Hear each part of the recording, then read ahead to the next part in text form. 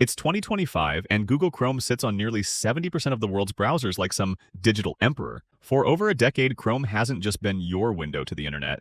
While we've all been arguing about whether AI is going to steal our jobs, the real battle for the future of the internet has been brewing in the shadows. OpenAI, yeah, the ChatGPT people, they're not just content with revolutionizing how we chat with computers. They want to revolutionize how we browse the web entirely. Meet Aura, OpenAI's secret weapon, in what might be the most important tech battle you've never heard of. This isn't just another browser trying to be slightly faster or use less RAM. This is a fundamental reimagining of what browsing even means. Instead of you clicking through endless links and ads, imagine an AI agent that just does it for you, books your flights, fills out forms, researches that thing you're curious about, all while you sit back and have a conversation. Sounds pretty cool, right? But here's the thing that should make you pause for a second. If Chrome turned your browsing habits into Google's goldmine, what exactly is OpenAI planning to do with yours? And more importantly, should you trust them with it? If you're curious about how this could completely change the way we think about privacy, data, and who controls the internet, hit that subscribe button because we're about to dive deep into why Aura might be the most important browser launch since Chrome itself.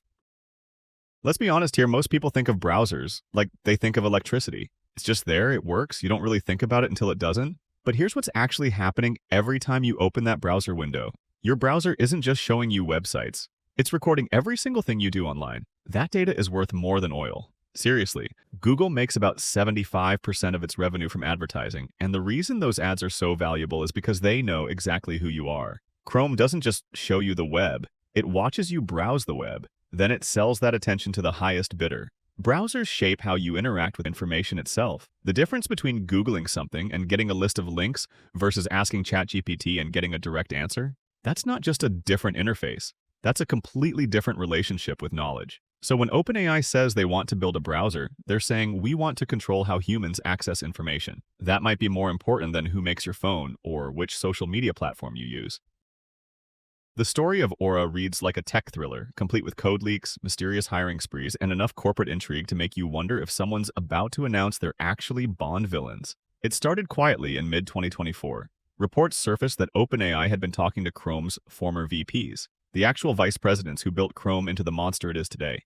That's not the kind of hire you make if you're just planning to improve your website a little bit. Then things got interesting. A developer named Tibor Blaho was digging through ChatGPT's code in August 2025, because apparently that's what people do for fun now, and found something that made the entire tech world sit up and pay attention. Hidden in the code was a reference to something called Aura. Instead of building their own browser engine from scratch, which would take years and cost billions, OpenAI decided to build Aura on top of Chromium. Yeah, Google's own open source engine. OpenAI doesn't want to compete on rendering web pages faster or managing memory better.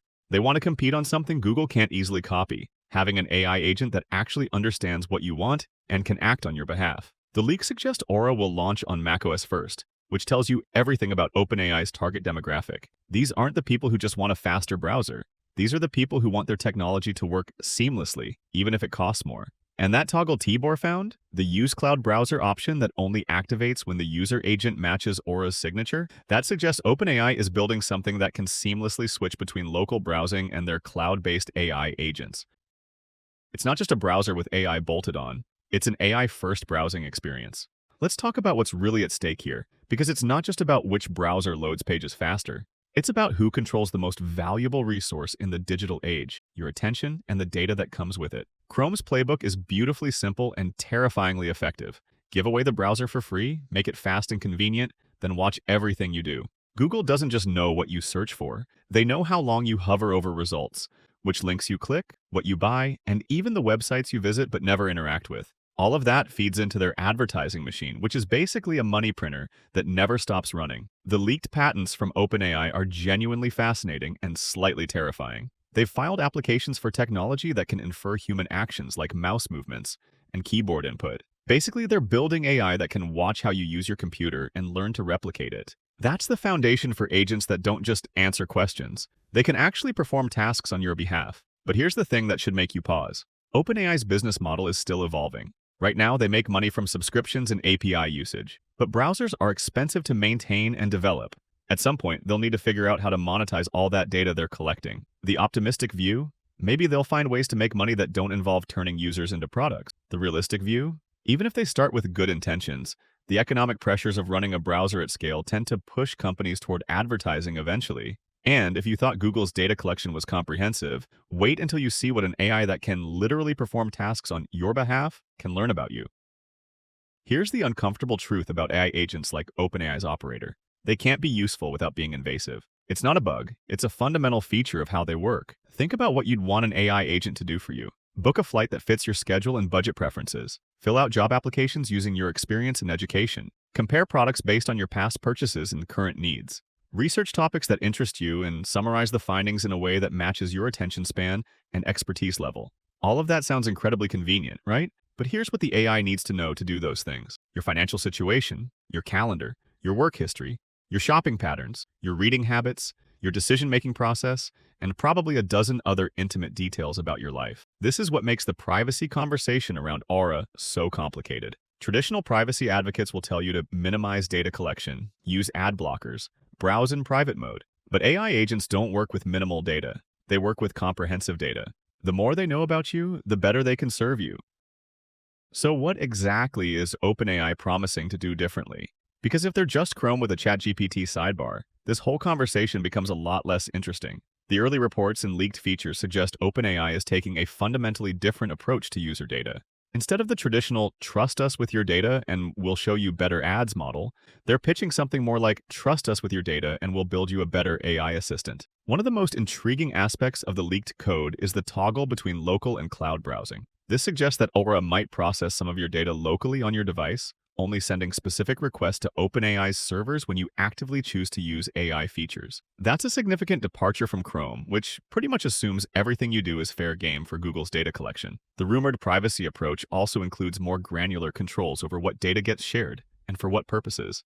Instead of Chrome's all-or-nothing privacy settings, Aura might let you choose whether your browsing data gets used for AI training, whether your search patterns get analyzed for personalization, or whether your interaction data gets shared with third parties. The leaked features also suggest some genuinely useful AI integration. Imagine a browser that can automatically summarize long articles in your preferred style, translate content not just between languages but between complexity levels, or proactively research topics you're curious about without you having to formulate the perfect search query. But, and this is a big but, we're still talking about a company that needs to make money from a browser.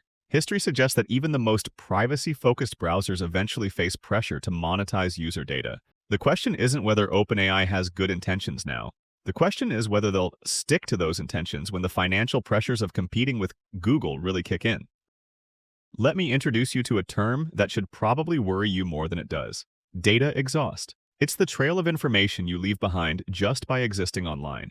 Every click, every scroll, every pause, every typo you make, and then correct, all of it creates data that can be analyzed, modeled, and monetized. Chrome has been collecting your data exhaust for years, but they mostly use it for advertising. They want to know you're interested in camping gear so they can show you tent ads. Pretty straightforward, if invasive. Aura represents something entirely different. OpenAI doesn't just want to know what you're interested in. They want to understand how you think. Your data exhaust becomes training data for AI models that are learning to replicate human decision-making processes. This isn't necessarily malicious, but it is unprecedented. We're talking about AI systems that don't just want to advertise to you. They want to think like you. And every time you browse with Aura, you're contributing to that collective intelligence. The concerning part isn't just that your data is being used to train AI models. It's that those models might eventually be used to predict and influence human behavior on a scale we've never seen before. Your browsing habits today could be training the systems that shape how information is presented to everyone tomorrow. The tech community's reaction to Aura has been complicated. On one hand, you've got people genuinely excited about the possibility of an AI-first browsing experience. The idea of a browser that actually understands context and can perform complex tasks is appealing to anyone who's ever spent an hour doing something a computer should have been able to handle. Industry analysts are treating this as a direct challenge to Google's dominance, which it obviously is. The strategic hiring of Chrome executives, the timing of the launch, the focus on data collection, everything suggests OpenAI is serious about competing for browser market share. But there's also a sense that this represents something bigger than just browser competition. This feels like the beginning of a fundamental shift in how we interact with information online. So here's the question that matters. Is Aura a step toward giving users more control over their data and their online experience? Or is it just the next evolution of surveillance capitalism? The optimistic case is That OpenAI learned from Google's mistakes and will build a browser that actually serves users instead of advertisers. The realistic case is that the economic pressures of running a browser at scale will eventually push them toward the same data-hungry business model that Chrome uses. Either way, the launch of Aura represents a pivotal moment in the evolution of how we access information online. And honestly, the outcome of this battle might determine who controls the internet for the next decade. If you found this breakdown helpful, make sure to subscribe for more deep dives into the tech stories that actually matter. Because this browser war is just getting started.